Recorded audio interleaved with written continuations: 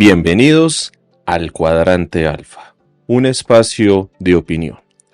Para quienes no me conozcan, mi nombre es Andrés Balaguera, yo soy abogado, ya voy para 6 años casi de estar detrás de un micrófono hablando en podcast de opinión y me estoy estrenando en este espacio nuevo que se llama El Cuadrante Alfa, en donde ya este es nuestro segundo episodio podcast. Nosotros tenemos el horario para este cuadrante alfa de lunes, miércoles y viernes en Spreaker, inicialmente en diferido, desde las 5 de la tarde. Ya después podremos estar subiendo estos mismos episodios podcast en otras plataformas, así que un poquito de paciencia para quienes nos preguntan que por Spotify, que por Deezer, que por Apple Podcasts, Google Podcasts, iVoox y demás. Ya poco a poco estaremos llegando a otras plataformas. Mientras tanto, estaremos aquí en Spreaker. Quiero también que se echen una pasadita en Twitter, en @cuadrantealfa, que es la cuenta de este podcast, también en la cuenta mía, @jvp008, también para que nos acompañen en el grupo en Telegram que tenemos del Cuadrante Alfa y del canal, también en Telegram. Ambos enlaces van a ser compartidos en la descripción de este episodio podcast. En el canal subiremos todo lo que es el contenido de este podcast y en el grupo ahí hacemos parte de un gran número de personas en donde siempre estamos compartiendo información, opinando, noticias, juegos, memes, GIFs, de todo un poco. Quiero agradecer a todas las personas que nos han escuchado, que nos han mandado saludos, que nos han dejado sus mensajes, ya sea en el grupo en Telegram o también en Spreaker. En el programa que tuvimos el lunes, Diego Arevalo nos escribió, dijo qué buen podcast de introducción para el Cuadrante Alfa y qué nombre tan genial para dicho podcast. Hacía falta la presencia y opinión de Andrés, muchas gracias. Que este nuevo proyecto sea de mucho éxito. Así que a don Diego Arevalo, que nos está escuchando desde la muy bonita población de Albán, gracias por estar aquí en este Cuadrante Alfa. Y bueno, quiero que hablemos para el día de hoy sobre un tema, algo que está sucediendo en este entorno latinoamericano, y es los intentos de golpes de Estado que estamos viendo. Lo que ha sucedido en Perú con Pedro Castillo, lo que han querido hacer aquí en Colombia, sí, porque lo han querido hacer, el problema es que no han podido, la cuestión es que no han podido, pero sí, eso es un problema acá en Colombia que tenemos, y lo que pasó ya recientemente en Brasil, en donde un grupo de personas, en nombre de Bolsonaro, se fueron y se tomaron los edificios públicos. ¿Por qué? Pues porque querían que Bolsonaro siguiera siendo el presidente de forma ilegal. Eso es un golpe de Estado. Hay que tener en cuenta algo, y es que Lula ganó las elecciones. Lula fue elegido presidente y como tal se posesionó, pero estas elecciones Bolsonaro no las reconoce, no acepta el resultado y sus seguidores fueron y se metieron en los diferentes edificios públicos del Estado brasileño. Y todas estas acciones nos ponen de manifiesto una vez más que el deseo de esa derecha latinoamericana, que siempre ha mantenido unos privilegios, que siempre han tenido controles sobre las decisiones que se toman en los gobiernos, sobre las cosas que pasan, sencillamente están perdiendo el poder. Sí, estamos viviendo una época en donde las derechas, y un gran ejemplo es Colombia, han perdido el poder. Y ellos no lo aceptan. Ellos no aceptan los resultados. No aceptan lo que sucede en las elecciones. Aquí en Colombia nos están diciendo que no, que es que hubo fraude, que es que hubo intervención rusa, que es que el narcotráfico, que es que Rodolfo Hernández fue un caballo de Troya. Hay que recordarle al uribismo que ellos ni siquiera pudieron llegar a elecciones con candidato propio, que ellos, teniendo a Duque como presidente, más bien lo que hicieron fue destinar recursos del Estado, de las fuerzas de inteligencia, de interceptación, para infiltrar entre esas la campaña del hoy presidente Petro, del Pepe. La derecha, el uribismo, con Duque, se dedicó fue a saciar sus propios intereses, y la desaprobación de Duque y el voto castigo les fue aplicado a ellos. Ellos no aceptan eso. Óscar Iván Zuluaga iba a ser el candidato del uribismo. Es más, antes de Óscar Iván Zuluaga, María Fernanda Cabal y ni siquiera ella pudo. Lo intentaron hacer con Óscar Iván Zuluaga. ¿Y por qué se retiró Óscar Iván Zuluaga, que ni siquiera pudo llegar a primera vuelta? Porque ni siquiera los sectores económicos, en donde los uribistas ufanan que todas las grandes empresas y los generadores de empleo son uribistas, ni siquiera ellos quisieron financiar al candidato de Uribe. No les quedó de otra que apoyar a Fico. Y Fico ni siquiera pudo ganarla en primera vuelta. Quedó de terceras. Ganó alguien como Rodolfo Hernández. Y acto seguido, ¿qué fue lo que hicieron? De salir a apoyar a Rodolfo Hernández. Que cualquiera menos Petro, que cualquiera el que sea menos el Petro, menos el comunismo, el exguerrillero y todas esas cosas.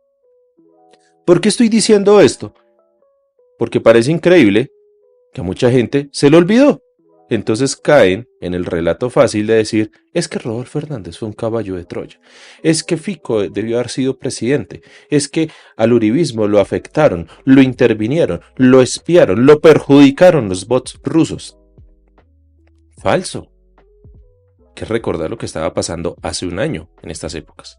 Hace un año en estas épocas, Óscar Iván Zuluaga era ungido como el candidato de Uribe. Algo que ni siquiera el mismo uribismo le quiso copiar.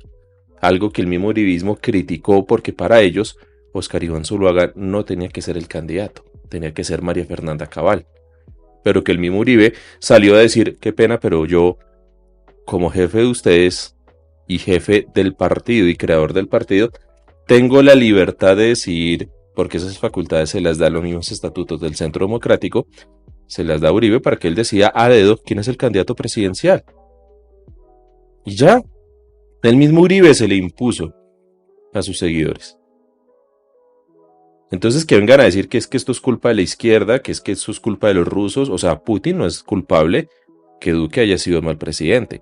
Putin, los rusos, la guerrilla, la primera línea, no es culpable que María Fernanda Cabal no haya sido candidata, que Óscar Iván Zuluaga no le haya cuajado, que Fico no haya ganado. Ellos para nada son culpables que el uribismo haya salido corriendo a apoyar a Rodolfo Hernández, quien hoy tiene problemas. No por nada le tocó salir del Congreso incluso. Y es que todo esto, para volver otra vez al tema de los golpes de Estado, todo esto tiene que ser rechazado por la comunidad internacional, no puede ser tolerado por nadie. Y hemos visto cómo diferentes países, diferentes organizaciones, bloque de naciones han salido de forma clara, contundente, precisa, a rechazar lo que ha sucedido en Brasil.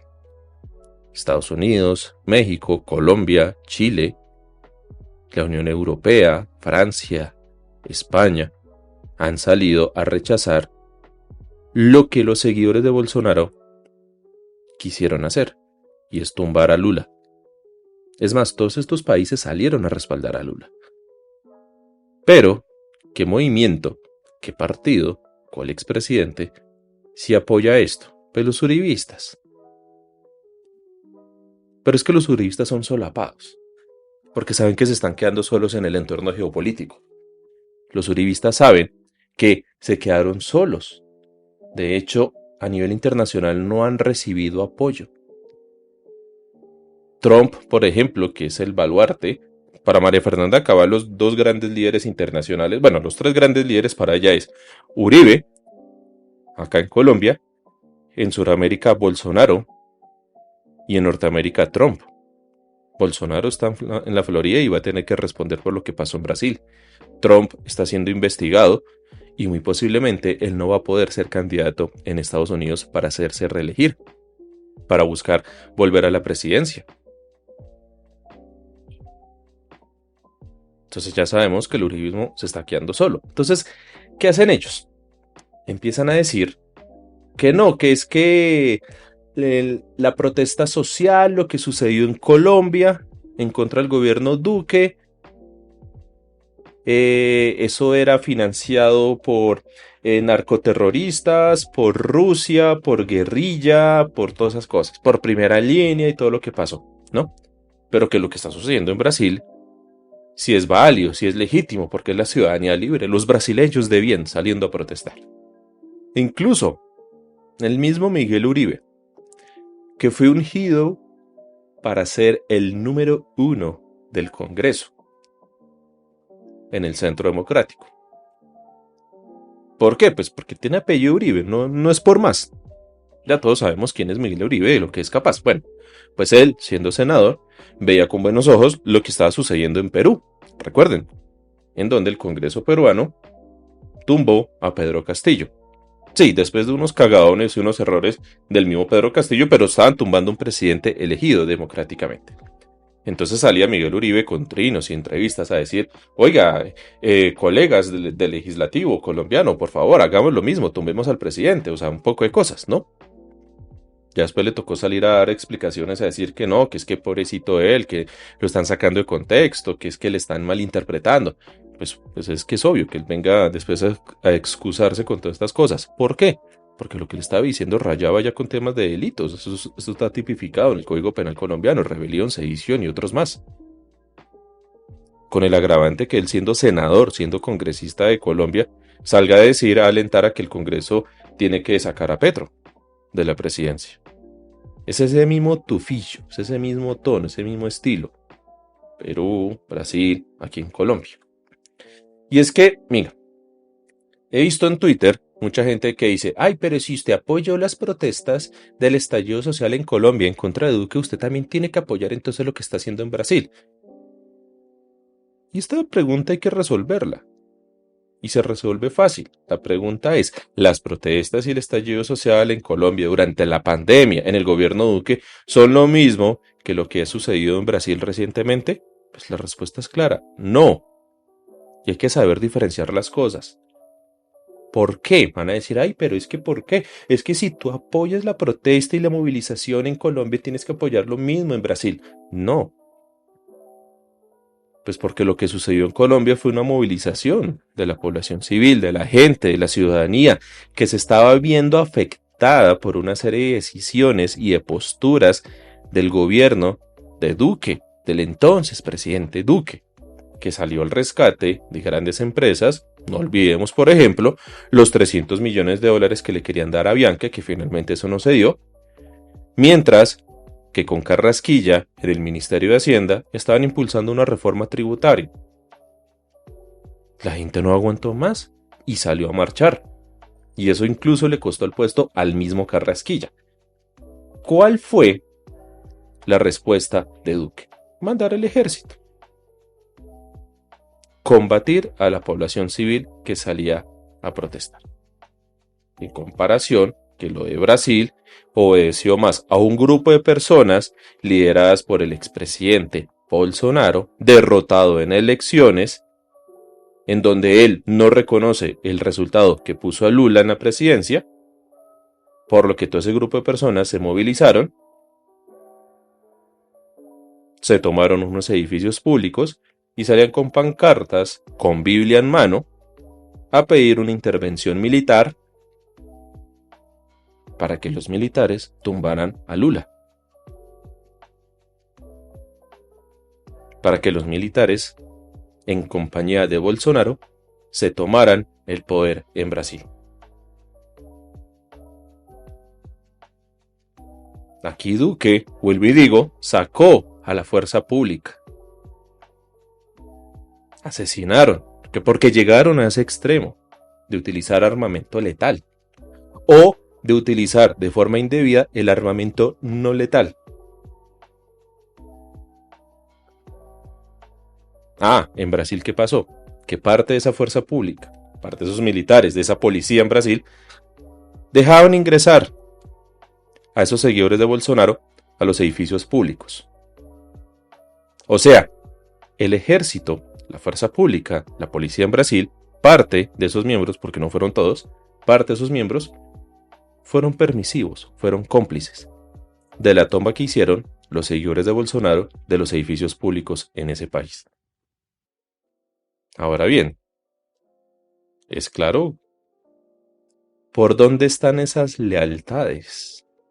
No de todos, de algunos miembros del ejército, militares, de policía.